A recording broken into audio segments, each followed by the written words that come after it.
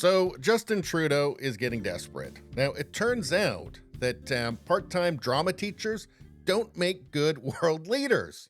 And most of Canada has finally figured this out. And not having enough money to buy groceries has helped them along with this process. So Justin Trudeau needs an answer for this, and he thinks he's come up with one. Now, keep in mind, this is the same guy who said this.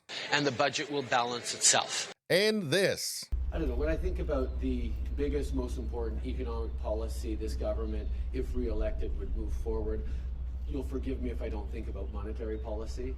So as you can imagine, he's come up with something suitably idiotic. It's not okay that our biggest grocery stores are making record profits while Canadians are struggling to put food on the table. So Minister Champagne will be calling on the heads of large grocers to come to Ottawa with a plan to address the rising cost of food.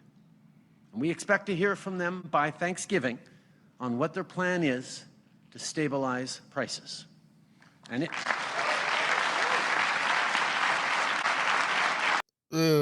Just clapping like train seals behind him there. There has to be a few of them, at least, that know that this is just a complete boondoggle. This is just cynical politics.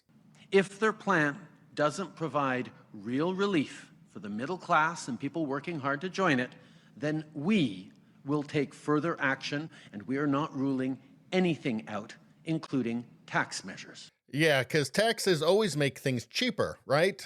This is just so typically juvenile and pandering from the chief panderer, from the chief virtue signaler in Canada. And it's a plan that obviously cannot work. And he's conflating two things here, the instability of food prices and the profits of the grocery store chains. Now, he may not have heard of the supply chain. I wouldn't be surprised.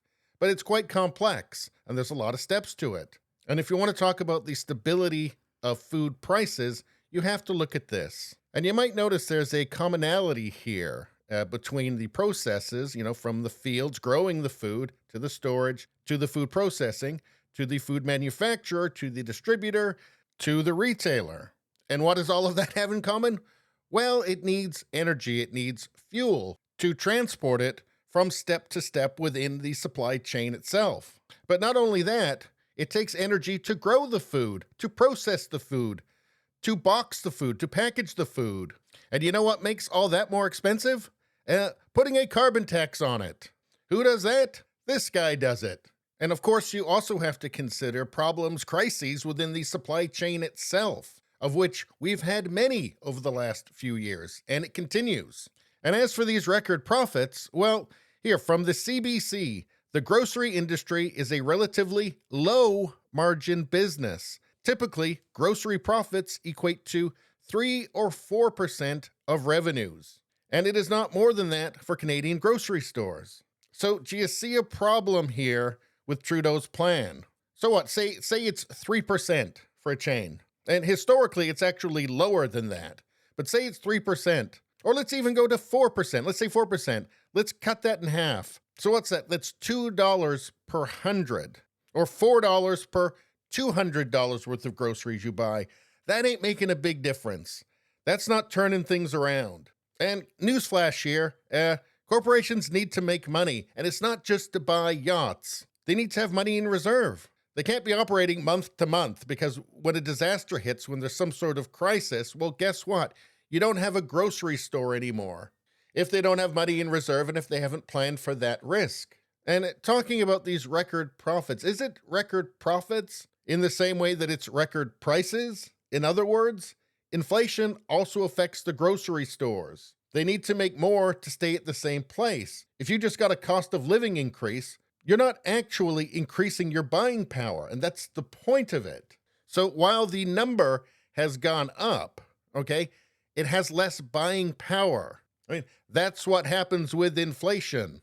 And again, spoiler alert, the retailers don't actually make the food themselves. They just sell it. They don't control how much it costs to make the food, to process the food, to package the food, and to ship the food around.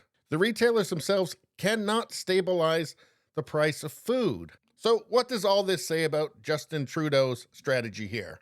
Well, it's as empty-headed and cynical as everything else he does. I mean, there's one thing he could do. He could cut the carbon tax. That'd help. That'd cut prices at every step of the supply chain. But that would be quite embarrassing for him. So, hey, actually, let's just add more taxes instead. That'll bring down prices. And I guess if you don't agree with him on that, you're a bigot or something. What he usually says. Anyway, that's all I got to say about that. Please subscribe, like, and share. Sharing really helps me out. I thank you for that. I will see you next time.